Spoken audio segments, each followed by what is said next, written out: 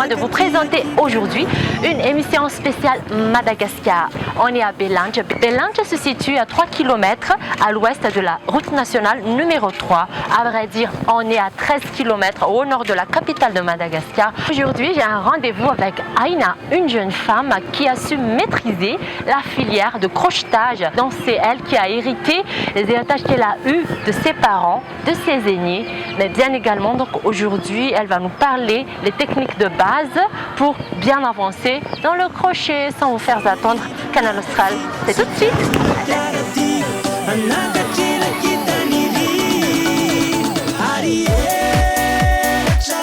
Pardon, tu dois être Aina? Ah oui. Moi c'est Malala, enchantée. Bonjour. Ça va toi? Oui, ça va. Tu connais que tu es en direct sur Canal Austral? Ah, bonjour tout le monde. Bonjour. Donc c'est Aina, je vous présente Aina, c'est elle qui va nous parler de son métier, de sa passion, le crochet. Sans vous faire attendre, on y va? On y va à la maison? On y va.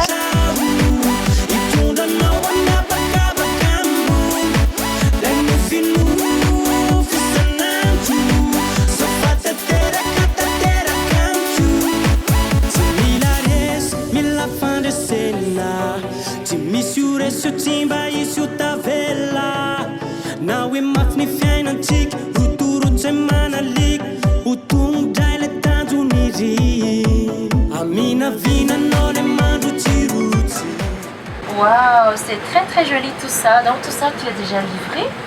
Oui. Comment tu peux être une crocheteuse? Pour moi, c'est un savoir-faire presque inné, car les parents, les aînés ont fait et j'ai appris naturellement. C'est un talent aussi. Et je me suis inspirée en regardant ma mère quand j'avais 9 ans. Ah. J'ai pas appris comme étude, c'est inné pour moi. Ah, donc c'est très très bien. On est 5 dans la famille qui savent faire du crochet et qui en font comme un métier. Un vrai métier. Ah oui. En regardant tout ce que tu as fait, moi je pense que tu dois avoir une certaine fierté, expérience professionnelle, un très beau souvenir. Est-ce Oui. que tu te rappelles? C'est un bon souvenir pour moi. J'ai déjà travaillé avec ma mère pour faire une petite boule de décoration comme ça. À l'époque, j'ai pu payer à 50 arrières l'un de cette boule. Tu as travaillé pour quelqu'un, on t'a donné 50 arrières la pièce. Ah, donc c'était le prix à l'époque. Ouais. Oui. Et c'est ça ma fierté parce que j'ai pu payer mes études. Très bien. Alors Aïna, moi je trouve que c'est toujours intéressant de savoir même les techniques de base. Je sais que c'est différent que le tricot. Hein.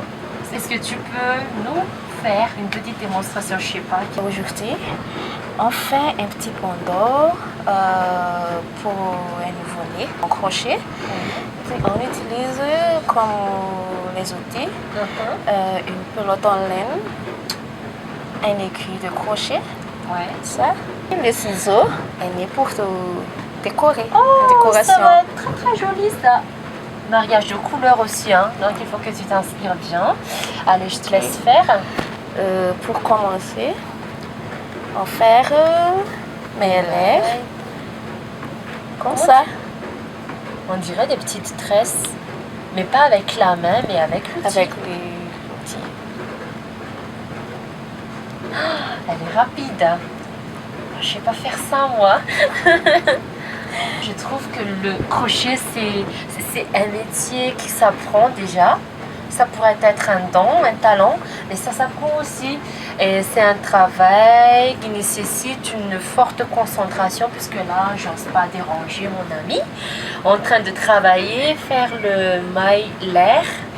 Et c'est un travail qui nécessite aussi beaucoup de passion, de patience, d'amour, d'inspiration aussi, et surtout de créativité. Tu en es où là? Et après, on attache la proximité. Et tu fais juste comme ça que ça doit être la tête d'un bébé. La tête nouveau-né. Mhm.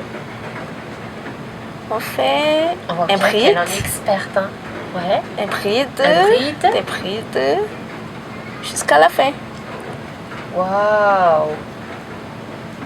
Donc, comme elle a raconté tout à l'heure, Oui. elle a déjà commencé à faire le crochetage quand elle avait 9 ans. Là maintenant, elle en fait comme un autre métier. Aïna, c'est une maman qui a deux Petit garçon. petits Magnifique. garçons. Magnifique, oui. Alors pour faire ça, il te faut combien de temps? 15 à 20 minutes. 15 à 20 minutes? Ah oui. Super rapide. 15 minutes de travail. On a déjà fini. Bravo Aïna. Bravo. Donc là, elle va mettre le nœud. Donc tu fais beaucoup de laine. Est-ce que tu utilises aussi d'autres matières? Je sais pas, raffia. Ah oui. On utilise les raffias et les sisal. Ça dépend de commandes de clients. Ah, donc les clients sont libres de choisir les matières souhaitées. On peut crocheter un peu de tout. Ah oui. Là maintenant, on vous jette un coup d'œil sur tous les produits finis. Donc on a des paniers très très jolis, ça c'est ma couleur. Aïna, j'aime bien ça. Sinon, vous avez aussi des petites robes, une paire de sandales comme ça. C'est très très pratique, c'est très fifi aussi comme couleur. Des articles pour bébé, une petite paire de ballerines. C'est très très mignon. Et puis après, on a des moufles, des bonbonnières, des gants rouges. On a aussi des savates comme ça, une sorte de sandales. C'est très très joli. Waouh! Un vrai Converse. C'est original ça, non? Et vous avez après des petits sandales trop mignons avec des jolies fleurs. Encore du Converse. Oui. Petite fille, petit garçon. Alors, qu'est-ce que tu fais pour commercialiser tes produits En 2015, j'ai officialisé mon métier en lançant notre page Facebook qui s'appelle Fida Malagas Sarane Famour.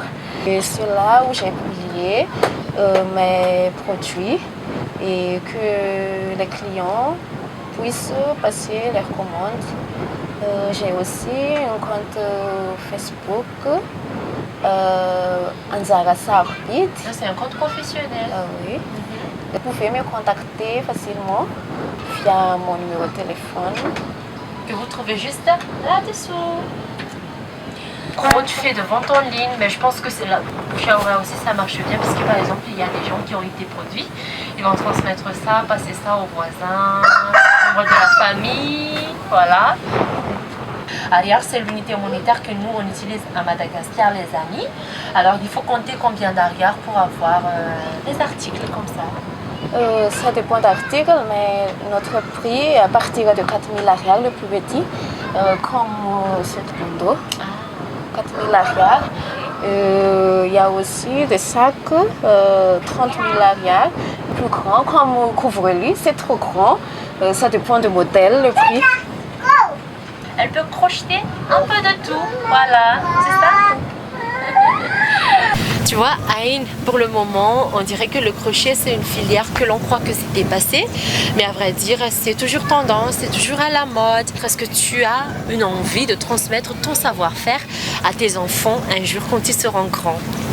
Oui, bien sûr. C'est valeureux pour moi, car mes parents, les aînés, m'ont appris le crochet. Et pourquoi pas, je ne le transmettre à mes enfants.